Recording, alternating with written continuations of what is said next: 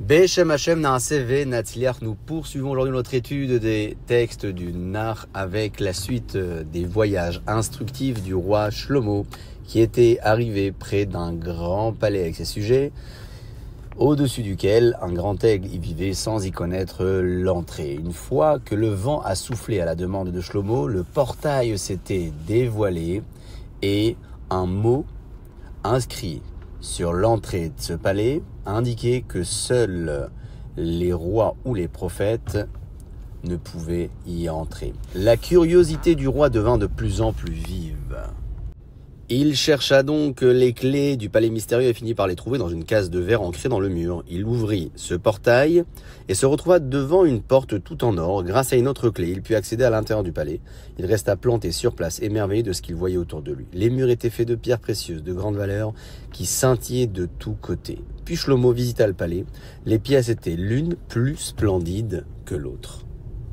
Soudain, il remarqua une porte avec un verrou d'argent forgé en forme de scorpion. Lorsqu'il ouvrit cette porte et se retrouva devant un souterrain, à son entrée, il put lire l'inscription suivante. Le roi qui résidait dans ce palais vivait dans le bonheur et l'aisance. Il était gâté de tous les plaisirs de ce monde. Rien ne lui manqua jamais jusqu'au jour où, 3 petits points, sa brève vie prit fin.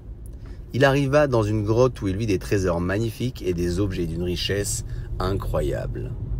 Il admira un trône splendide sur lequel se tenait une statue. Lorsqu'il toucha à cette effigie humaine, il remarqua une expression de colère sur son visage. À son grand étonnement, la statue semblait prendre vie.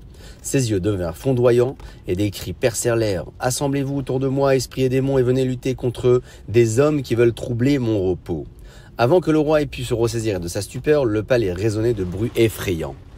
De toutes parts fusaient des sifflements stridents et des hurlements terrifiants. Les esprits et les démons affluaient en masse pour exécuter les ordres de la statue. En voyant ces êtres se précipiter sur lui en colère pour l'attaquer. Shlomo s'écria, « N'avez-vous pas honte de porter la main sur votre roi? Ne voyez-vous pas que je suis le roi Shlomo qui règne à Jérusalem ?» À ces mots, les esprits reculèrent, tremblant de peur. Ils s'enfuirent du palais et sautèrent à l'eau. « Nous préférons nous noyer que d'être punis par Shlomo, dirent-ils en disparaissant dans les flots. » La statue elle-même tomba aux pieds du roi Shlomo et le roi put lire ce qui était gravé sur le collier d'argent autour de son cou. Je suis Shaddad ben Hadad, de tous les coins du monde, les hommes les plus vaillants venaient se ranger sous mes ordres. Des milliers de pays m'étaient soumis et d'innombrables rois tremblaient devant moi. Seule la mort put avoir raison de moi. Lorsque je luttais contre elle, je tombais vaincu. Aucun être vivant n'habitait ce palais étrange. Un silence de mort y régnait. Shlomo quitta l'endroit en méditant et retourna à Jérusalem.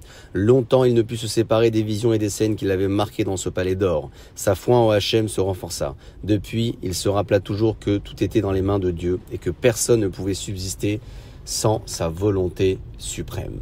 Le roi Shlomo inscrivit tous ses enseignements et encore beaucoup d'autres et fit ainsi profiter l'humanité de sa sagesse à tout jamais. Ainsi s'achève l'histoire des voyages instructifs du roi Shlomo. Baruch Adonai Leolam. Amen ve Amen.